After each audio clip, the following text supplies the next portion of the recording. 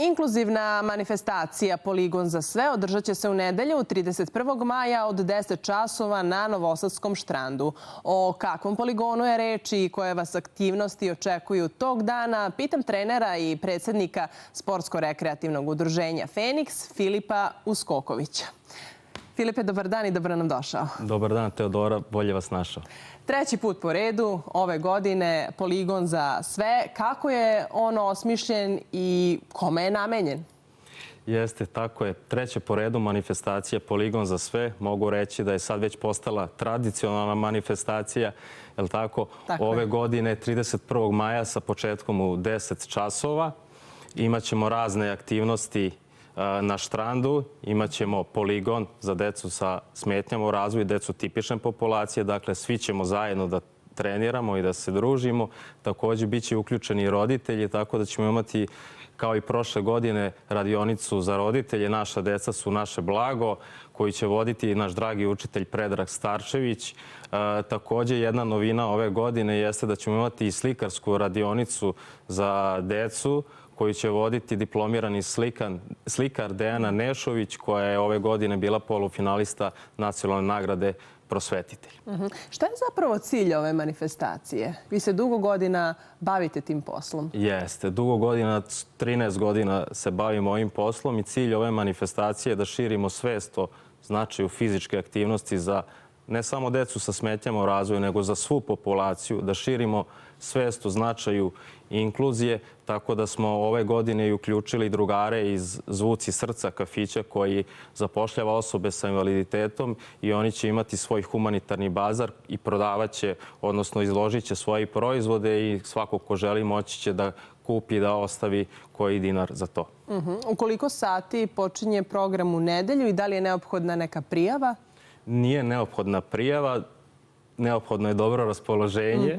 Dakle, samo da dođemo sa dečicom. Tako je, da dođete sa dečicom. To je jedan porodični dan gde širimo ljubav, toleranciju, empatiju, razumevanje, gde ne gledamo ko je kakav i ko je čiji, nego da jednostavno se ne delimo, da širimo ljubav i to je ono što je meni najvažnije, odnosno svima nama najvažnije. Tako da manifestacija počinje u 10 časova u nedelju i traje otprilike do 12:30. Svi učesnici će dobiti na kraju diplome, majice. Također i naši sponzori su obezbedili i slatkiše za decu. Imaćemo i hranu, odnosno slaniše, roštilj, tako da ćemo se zabaviti onako dobro. Šta možemo lepše poželeti za nedelju? Porodični dan, još štrand, bit će lepo vreme, svakako to su meteorolozi najavili. S obzirom na to da je ovo treća manifestacija po redu, iz vašeg iskustva u prethodne 2 godine, kako se slažu deca tipičnog razvoja sa decom sa smetnjama u razvoju i koliko su zapravo deca tipičnog razvoja svesna možda nekih poteškoća koja imaju deca sa smetnjama u razvoju, ako ste me razumeli sve što sam htjela da vas pitam? Razumeo sam. Pa iskustva iz prethodne 2 godine su pokazala da su oni stvarno izuzetno podržavali jedne druge. Pre manifestacije su i roditelji pričali sa njima. Također su prethodne 2 godine dolazili i klinci sa fudbala iz RFK Novog Sada. Ove godine će doći i deca iz Atletskog kluba boraca Klise i verovatno iz fudbalskog kluba Novi Sad. Tako da su oni upućeni u sve. Roditelji pričaju, rade sa njima, znaju šta mi promovišemo. Tako da na toj manifestaciji bude stvarno podržavajuća atmosfera i svi negde pomažu jedni drugima i šire tu empatiju, što je ono najbitnije. Da. Kao što smo malo čas bili rekli, vi ste pre 13 godina počeli da se bavite tim plemenitim poslom, a 2020. ste, čini mi se, osnovali udruženje i inače ste ušli u finale za nagradu najboljeg nastavnika Prosvetitelj. Koliko vam ta nagrada znači, eto sada kad pogledate unazad na 13 godina iskustva i rada sa takvom dečicom? Pa vidite, kada se osvrnem kroz šta sam sve prošao, da bi pre svega osnovao udruženje, u tom momentu kada sam ja imao neku ideju, nije bilo nikoga ko se bavio adaptiranim fizičkim vežbanjem.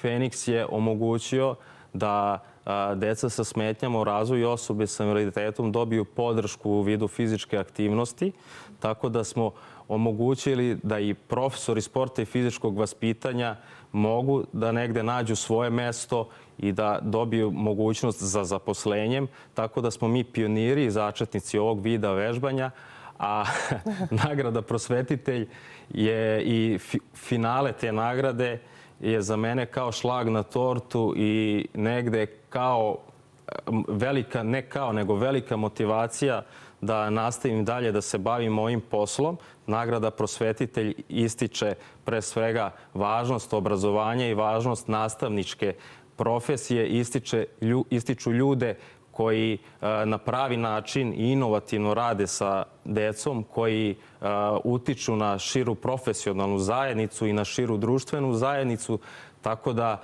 za mene to predstavlja veliku stvar. I vetar u leđa. I vetar u leđa da nastavim dalje i mogu reći da ja kao predstavnik Novog Sada i kao predstavnik Srbije ću predstavljati našu zemlju na Global Teacher Prize, odnosno na svetskom prvenstvu nastavnika. Tako da je to stvarno izuzetna čast. Interesantno je i da ste u prošlosti bili i u Americi, pa ste videli kako tamo funkcionišu slična, odnosno ista udruženja. Šta je ono što vam se svidelo, pa ste možda rekli, ovo bi bilo dobro i kod nas da uradimo? Kod mene se sve dešava kao u filmu. Cela moja životna priča generalno.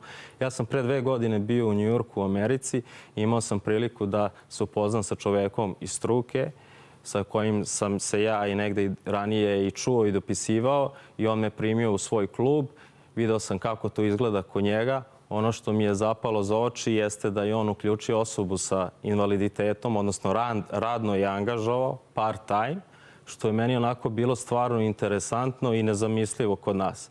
Da bi 2025. godine, dakle godinu dana kasnije, na predlog zajedničkih prijatelja sam se upoznao sa jednom ženom, Danijelom, koja me je pitala kako može da i da li može da uključi svoga sina Vukašina koji ima 23 godine i koji ima hiperkinetički poremećaj, da li postoji mogućnost nekako da uključimo u Feniks.